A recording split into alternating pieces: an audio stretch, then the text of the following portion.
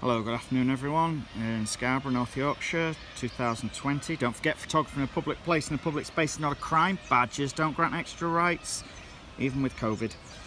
Okay, and this is the information and the literature and the messages left behind for the George Floyd in America just the other week. Officer Derek leant on his neck for 8 minutes and he passed away. 3 other officers also involved. Officer Derek now is facing second-degree murder. The 2 other officers are facing aiding second-degree murder. A slight inference in regards to the Black Lives Matter signage in regards to it kind of implies that Black Lives don't matter, and who is saying that, and I don't think that's true. But if we look at the statistics data collected from the FBI, numbers dating back from 2017, police officers killed 475 white people, 223 black and 179 Hispanic. Of those, 940 were men, 45 were women. The trend that goes through both 2018, 19 and 20 again demonstrates that most people that are killed by officers in America tend to be white. If you combine both black and Hispanic deaths, most years more white people are still killed at the hands of police officers than blacks. However, I don't hear the equality outcome here of the outcry. And this has been going on for quite some time. Back in 1991, Rodney King was beaten by LAPD officers, and I didn't hear the president of George Bush Sr. was being made responsible.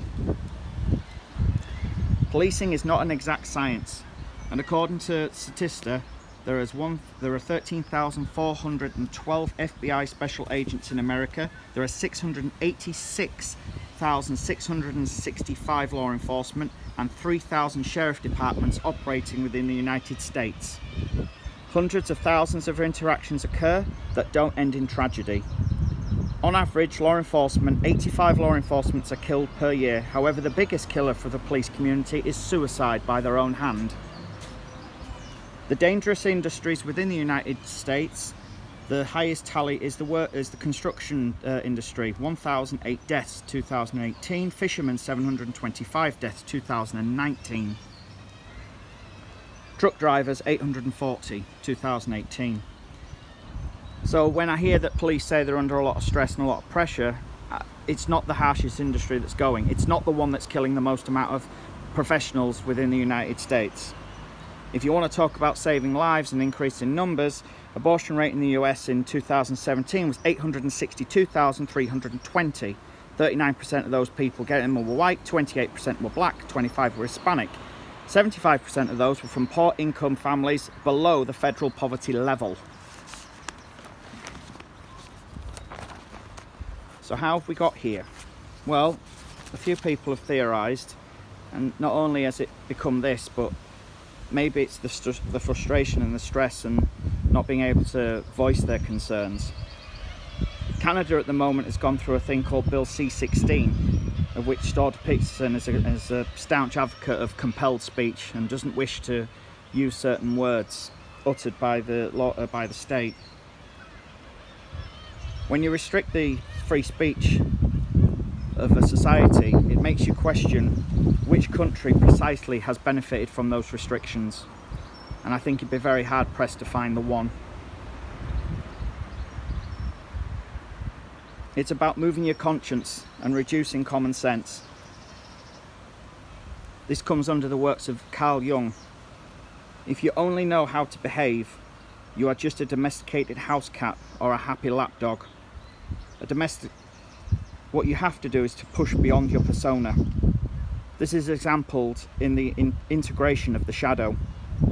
From the Jung perspective, the monster that is being edited out of you. You can't escape your monster. You can't escape from your persona, unless you can say no. And I relate this to Officer Tao when he stood over George Floyd while his 3 colleagues restrained George Floyd and watched the life ebb from him. If Officer Tao had said no and done something, his conscience would have been reinserted. If you have a persona, you are an obedient citizen. If society tells you to march Jews off to the death camps, you will be obedient, and that is exactly what you will do.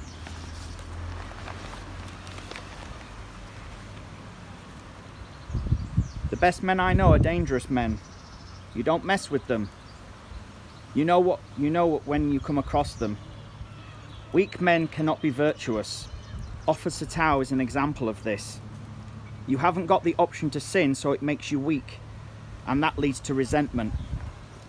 Good requires the possibility of evil, and maybe good is the fact that it requires the possibility of evil is acceptable, maybe even desirable.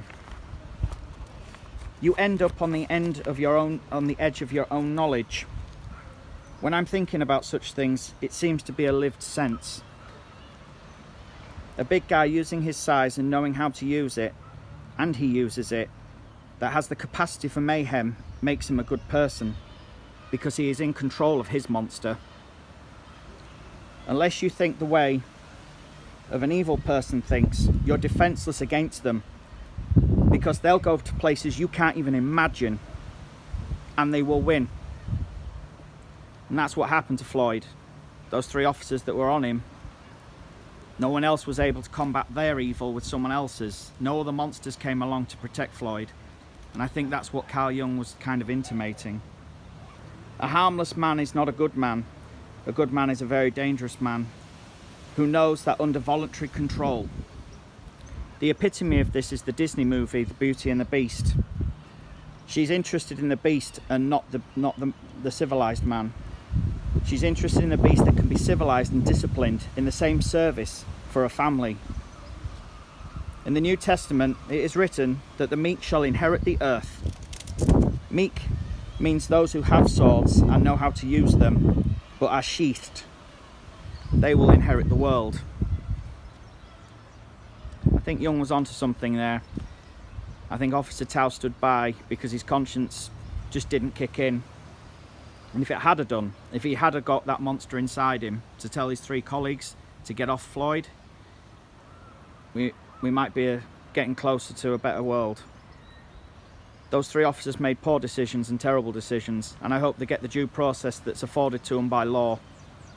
But it's not going to bring George back. I was in the private sector for 2 decades, and I've restrained over 9 people. 4 of them ended on the floor, and they're all still breathing to this day. I take my responsibility very seriously, because when you take someone's freedom, their life is in your hands.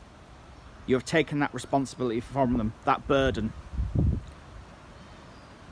When I had that authorization, when I had that power, I took it very seriously. And I think Officer Derrick forgot that. Officer Derrick, it was serve and protect, not serve your own interest. There's nothing else I can say. Take care, everyone, and yourselves. And let's just think on.